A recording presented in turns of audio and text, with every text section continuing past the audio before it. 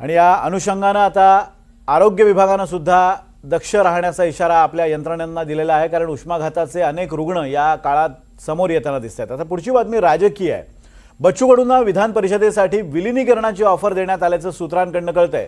प्रहार पक्ष हा शिवसेनेत विलीन केला तरच विधान परिषदेवर संधी देण्यात येईल असं बच्चू कडूंना ऑफर देण्यात आली आहे। बच्चू कडूंसमोर शिंदेंच्या शिवसेनेने ही मोठी अट टाकली आहे।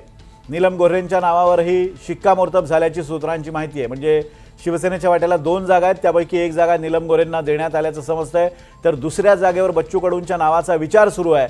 पण बच्चू कडूंनी आपला प्रहार ही संघटना शिवसेनेत विलीन करावी आणि शिवसेनेचं सक्रिय सदस्य व्हावं अशी अट त्यांच्यासमोर ठेवण्यात आली आहे। विशाल पाटील आपले प्रतिनिधी या संदर्भात अधिक अपडेट्स देत आहेत। विशाल, बच्चू कडूंचं यावर काय म्हणणं आहे? कारण ही अट जर ठेवली असेल तर बच्चू कडूंचा स्वतःचा पक्ष किंवा स्वतःची संघटना शिवसेनेत विलीन करावी लागणार आहे। बच्चू कडूंच्या संघटनेमध्ये काय प्रतिक्रिया आहे आणि बच्चू कडूंचं त्यावर काय म्हणणं आहे? विनोदजी, ज्या पद्धतीने शिवसेनेनं जी अट प्रहारच्या संघटनेसमोर ठेवलेली आहे, बच्चू कडू यांच्या समोर ठेवलेली आहे, त्यांच्याकडून अधिकृत प्रतिक्रिया अद्यापही आलेली नाही आहे। मात्र विधान परिषदेच्या 2 जागांच्या बाबतीत शिवसेनेकडनं एक नाव हे जवळपास आता निश्चित होताना आपल्याला पाहायला मिळतंय, ते म्हणजे नीलम गोऱ्हेंचं। दुसऱ्या नावाची जी चर्चा आहे ती बच्चू कडूंच्या नावाची चर्चा पहिल्या दिवसापासून सुरू होती, ज्यावेळेला विधान परिषदेची निवडणूक जाहीर झाली। मात्र बच्चू कडू यांच्याकडे ज्या पद्धतीने शिवसेनेनं हा प्रस्ताव ठेवलेला आहे, हा प्रस्ताव बच्चू कडू मान्य करतील का हे पाहणं अधिक महत्वाचं असणार आहे। कारण का प्रहार संघटनेचं राजकीय वर्चस्व अमरावती आणि या जिल्ह्यांमध्ये बऱ्यापैकी आपल्याला पाहायला मिळालं होतं आणि त्याच अनुषंगानं त्यांनी सक्रिय शिवसेनेचं सदस्य व्हावं अशा पद्धतीची अट शिवसेनेकडनं बच्चू कडू यांच्याकडे ठेवण्यात आलेली आहे। त्यामुळे ही अट ते पहिला मान्य करतात का हे पाहणं अधिक महत्वाचं असणार आहे। ही एक प्रकारचं हे राजकीय पुनर्वसन आहे की बच्चू कडूंना शिवसेनेकडनंच कोंडीत पकडलं जात आहे, याची एक चर्चा होऊ शकेल।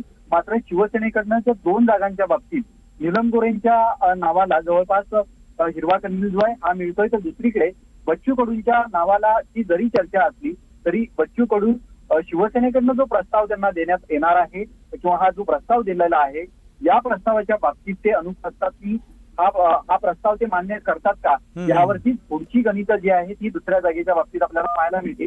त्यामुळे प्रहार संघटनेकडनं किंवा बच्चू कडूकडनं या बाबतीत काय आता अधिकृत प्रतिक्रिया येते हे सुद्धा पाहणं अधिक महत्वाचं असणार आहे। विनोदजी, अगदी धन्यवाद विशाल दिलेल्या अपडेट्स बद्दल। आणि बच्चू कडूंचा अमरावती भागातल्या परतवाडा आणि या सगळ्या भागात जोर आहे चांगला। स्वतः ते निवडून जवळपास 4 टर्म सलग आमदार राहिलेले आहेत आणि त्याचबरोबर गेल्या वेळेला म्हणजे 2019ला त्यांनी आणखी एक आपल्या प्रहार संघटनेकडनं आमदार निवडून आणला होता। त्यामुळे 2 आमदार निवडून आणण्याची ताकद असलेले बच्चू कडू आपली संघटना शिवसेनेत विलीन करणार का विधान परिषदेच्या आमदारकीसाठी हे पाहणं महत्त्वाचं असेल।